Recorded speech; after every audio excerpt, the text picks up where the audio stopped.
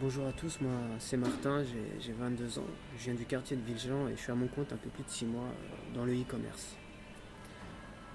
Comment j'ai rencontré Bruno?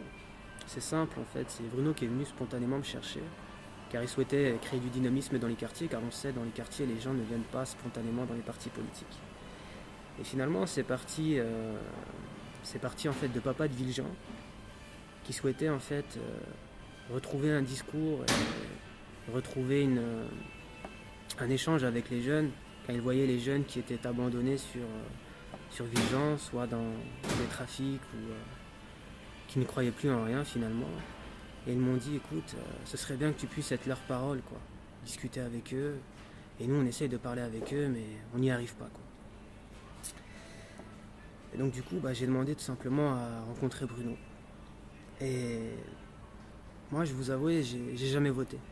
J'ai jamais voté. Vraiment, c'est pour la première fois aujourd'hui que je vais prendre ma carte électorale et que je vais vraiment réaliser un acte de citoyen.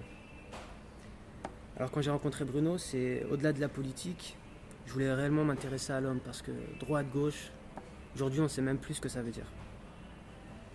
Et puis certaines personnes prennent pour alternative le Front National et je pense pas que c'est dans ce chemin-là qu'une société doit aller.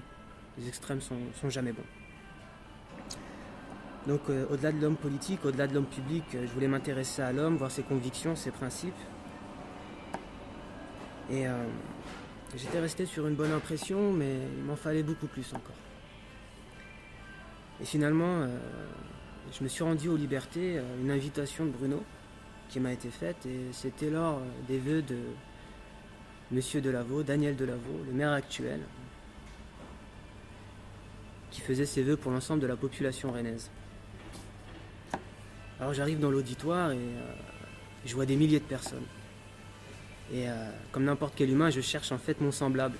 Je cherche mon semblable et je regarde dans la salle et je cherche la personne qui me ressemble finalement. Venant d'un quartier, je cherche les gens de quartier.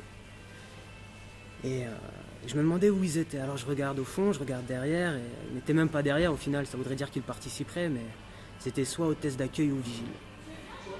Et c'est là finalement que j'ai compris qu'il y avait quelque chose à faire et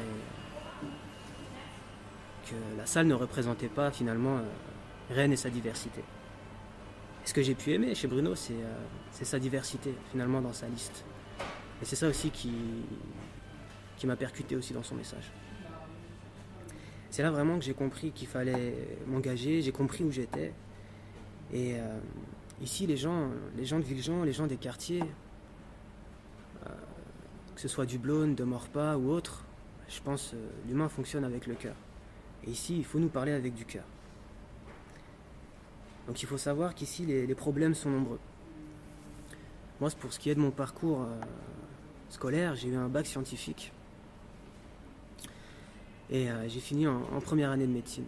Et en première année de médecine, j'étais le seul du quartier à être dans cette faculté de médecine. Alors la question que je me pose au final, c'est comment se fait-il qu'il y ait un lieu de savoir, une faculté dans un quartier, et qu'au final très peu de gens de ce quartier-là finissent dans ces facultés? Ça, c'est une question. Mon petit frère aujourd'hui qui est au lycée VHB, que vous connaissez tous, lycée Île-de-France, et ma petite sœur qui est au collège Malifeu. Donc 16 ans pour l'un, 15 ans pour l'autre, me parle des mêmes échecs qui étaient les miens finalement quand moi j'étais au lycée, quand j'étais au collège. Donc les choses perdurent et continuent à travers les mandats et à travers le temps. Une petite anecdote, ça me fait penser à un ami à moi qui était premier de sa classe et qui finalement a été premier de sa classe au collège, premier de sa classe au lycée et qui finalement finit sur des plans à 90 000 euros. Qu'est-ce que c'est des plans à 90 000 euros? C'est du trafic tout simplement. Alors comment se fait-il que quelqu'un qui est premier de sa classe termine comme cela? Ça c'est une question.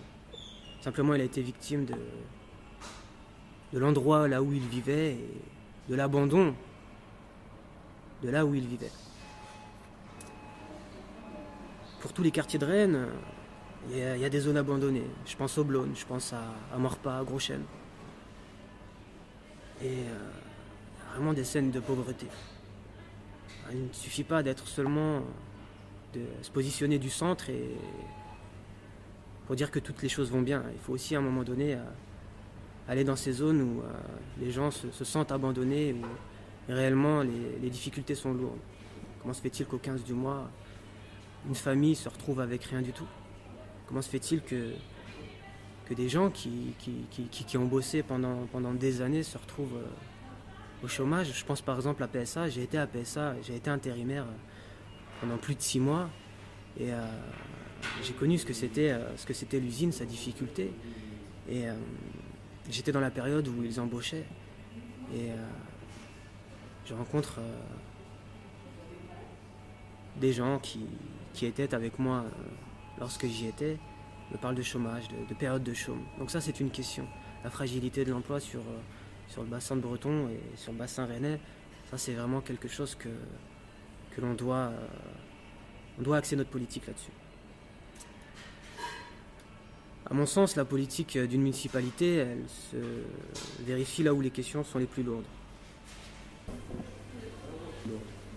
Et où sont les questions les plus lourdes? Sont-elles au centre-ville? Ou bien sont-elles au Blône, à Maurepas, Villejean ou dans d'autres quartiers? Il faut se poser la question. On ne peut pas se féliciter de ses victoires et nier ses échecs. Il est nécessaire d'être honnête avec soi-même. Et là, sortons un peu des quartiers et repassons à l'échelle de la ville. Comment sont gérées les dépenses? Les dépenses, ça nous concerne tous. C'est nos porte-monnaies, c'est la manière dont le budget est dépensé. Je pense par exemple au Palais des Congrès.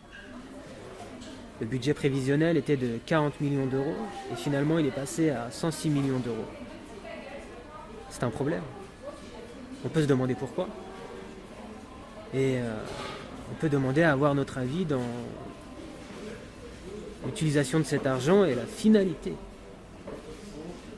des projets qui sont ceux de la municipalité. Vous savez quoi? Avant de m'engager, je ne savais même pas qui était l'élu de mon quartier. Vous savez qui c'est? C'est Marc Hervé.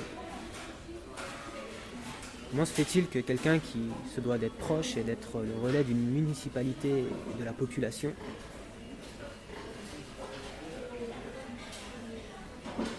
n'est pas connu par les gens de sa circonscription?